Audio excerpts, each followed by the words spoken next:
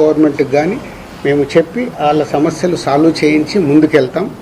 So ఇది మీరందరూ కూడా అర్థం చేసుకొని దీన్ని ఎలాంటి నెగిటివ్ పబ్లిసిటీ లేకుండా చేసి ఈ రోజుతో దీన్ని కన్క్లూడ్ చేస్తారని ఆశిస్తూ మీ అందరికీ ధన్యవాదాలు. పవన్ కళ్యాణ్ గారు చెప్పింది ఏంటంటే ప్రభుత్వం ఏర్పాటైన ఇన్నాళ్ళకి కూడా ఫిల్మ్ ఇండస్ట్రీ నుంచి ఎవరు ముఖ్యమంత్రి గారిని కలవలేదు అనేటువంటిది కూడా ఒక విషయం క్లియర్గా ఆయన చెప్పడం జరిగింది. సో మీరందరూ కూడా ప్రభుత్వం ఏర్పడిన తర్వాత ఉప ముఖ్యమంత్రి పవన్ కళ్యాణ్ గారిని కలవడం జరిగింది. ఆయన కూడా మీ ఇండస్ట్రీ నుంచి వచ్చిన వాళ్ళు కాబట్టి, కానీ ఆ తర్వాత కూడా ఎందుకని ఇనిషియేషన్ జరగలేదు ఛాంబర్ నుంచి కానీ మీ పెద్దల నుంచి? ఇప్పుడు మాకున్న కమ్యూనికేషన్ అదే. మళ్ళీ ఇప్పుడు పెద్దలు అని అంటే ఇండివిజువల్. మళ్ళీ ఇక్కడ ఏమవుతుందంటే నాకు ప్రాబ్లం ఉంటే నేను పరిగెత్తా, నాగవంశీకి ప్రాబ్లం ఉందంటే ఆయన పోయి టికెట్లు తెచ్చుకుంటున్నాడు, మైత్రోళ్ళకి ప్రాబ్లం ఉందంటే వాళ్ళు పోయి టికెట్లు తెచ్చుకుంటున్నారు. అంటే ఈజీ యాక్సెస్. నా ప్రాబ్లం కదా ఇది, నేనే వెళ్ళాలి కదా అని ఇండస్ట్రీ తరఫున డ్రైవ్ చేసి తీసుకెళ్లాల్సింది ఓన్లీ ఛాంబర్ ఆర్ ఇప్పుడు ఆర్టిస్టుల సైడ్ అంటే మూవీ ఆర్టిస్ట్ అసోసియేషన్. ఛాంబర్ ద్వారా అడిగితే 2 సార్లు మేము కలవడం జరిగింది. ఎఫ్డీసీ ద్వారా అడిగాము అపాయింట్మెంట్, మాకు ఇంకా అపాయింట్మెంట్ రాలేదనేది వాళ్ళ దగ్గరికి వెళ్ళి వచ్చింది.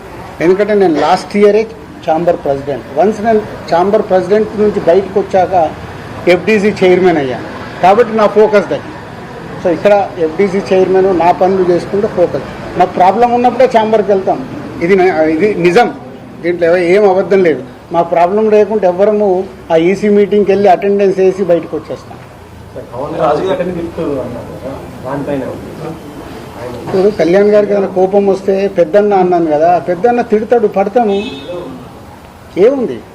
వాళ్ళ హర్ట్ అయ్యారు కళ్యాణ్ గారు, హర్ట్ అవుతే మమ్మల్ని తిట్టే అధికారం వరకు ఉంది కదా, అట్లా ఆలోచిద్దాం.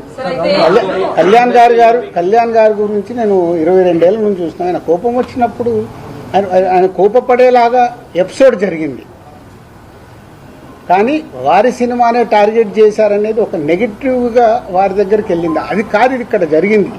June 1 థియేటర్లు బంద్ అని మీరందరూ హెడ్లైన్స్ ఇవ్వడమే మేజర్ ప్రాబ్లం. అక్కడే ఒక సమస్య అండి, అక్కడే ఒక సమస్య. ఛాంబర్ సరిగ్గా ఎఫిషియన్సీగా రెస్పాండ్ అవ్వకపోవడం వల్లనే ఇది జరిగిందని మేమంటే దానికి మీ సమాధానం ఏంటి? నాకు తెలియదు కదా, నాకు తెలియదు. నేను ఇప్పుడు నీకు ఎలా నేను కన్క్లూజన్ ఇస్తాను? లోపల ఏమి జరిగింది మీకు ఒకటి, మీరందరూ ప్రాపర్గా మీకు కమ్యూనికేషన్. ఇప్పుడు అక్కడి నుంచి ఒక ప్రెస్ నోట్ వచ్చింది. ఇప్పుడు ఏపీ గవర్నమెంట్ నుంచి మినిస్టర్ గారి దగ్గర నుంచి ఒక ప్రెస్ మీట్ వస్తే ఆ ప్రెస్ మీట్ ఎంత అందంగా ఉంది. మేము ఛాంబర్ కూడా అదే చెప్తాం, ఏదున్నా పేపర్ మీద ప్రెస్ మీట్ లాగా పంపియండి అని. అక్కడ ఉండే 20-25 మంది బయటకు వచ్చి ఎవరికో తెలిసిన వాళ్ళకు ఒక న్యూస్ కమ్యూనికేట్ చేస్తారు. లోపల ఏం జరిగింది తెలుసా ఇది అని, అది హైలైట్ అవుతుంది. వెనకాల జరిగిన స్టోరీ లేకుండా ఓన్లీ క్లైమాక్స్ చెప్తేలా సినిమా అర్థం కాదు కదా. ఓన్లీ క్లైమాక్స్ ఒకటి వింటే సినిమా అంతా చూస్తే కదా. నేను అందుకే లోపల ఉన్నాను కాబట్టి చెప్తున్నాను. ఇది చెప్పడానికి